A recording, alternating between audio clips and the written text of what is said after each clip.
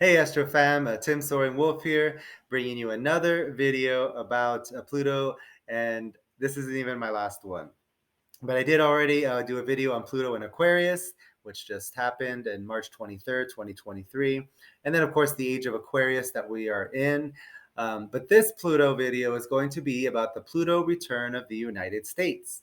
So while we are entering this Pluto in Aquarius, age of Aquarius area, we also have something happening in the country of the United States called the Pluto return, which is affecting this country more than any other country. And we're going to go deep into that, but not in this video. That will be in the next video. So put your questions below.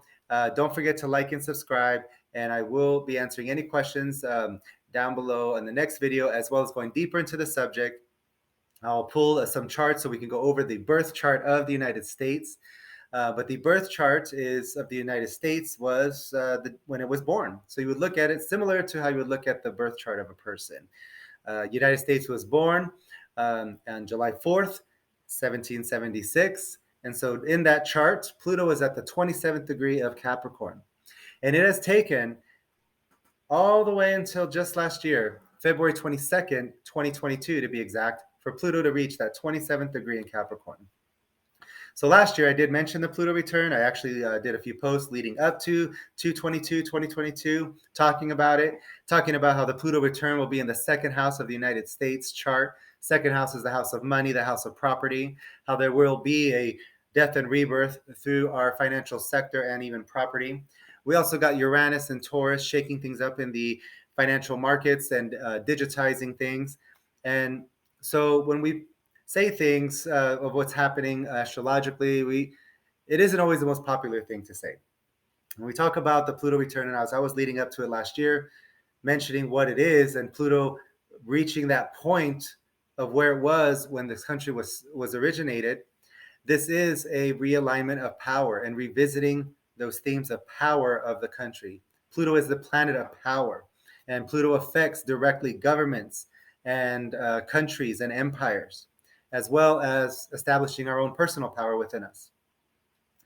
But in regards to the country itself, the Pluto return is the fall of grace of a country, the realignment of power or the reduction of power. And even though the United States is a very young country, we see through other countries and other empires that 250-year marker, that 500-year marker, where empires fall and their power is reduced. From the English Empire, where they once said the sun never set on the English Empire, to the Spanish, to the French Empire, to the Ottoman Empire, even going farther back. And so based on history of other countries, we can deduce that we will go through a similar phase, and we are already starting to see it. And when I said it last year, of course, nobody wanted to hear that. Nobody wants to hear your beloved country that you live in and fight for is falling from grace or losing its influence or power. But that is what's happening. When Pluto was exactly opposite its point, that was when the United States rose to power and was at its most powerful and influential. And that was when Pluto was in Cancer. So between the time of World War I, World War II, was really the rise of power for America. This is right on the heels of a very inventive and progressive era.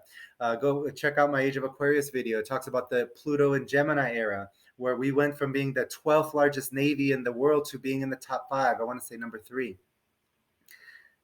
And so militarily speaking and otherwise, this country rose to power and influence. It wasn't even into World War II that America really was undecided about getting into the war and whether or not they would be a part of World War II until the bombing of Pearl Harbor. And the United States getting involved in World War II was a huge turning point. And of course, again, it was at a time when America was at its most powerful and influential. It was when the American dream was put out and was very people the picture of the white picket fences and houses and the American dream of owning property and being able to come to a country and do that and start from nothing and achieve a lot. People had that and wanted to come to this country. So we'll talk all about that in deeper aspects.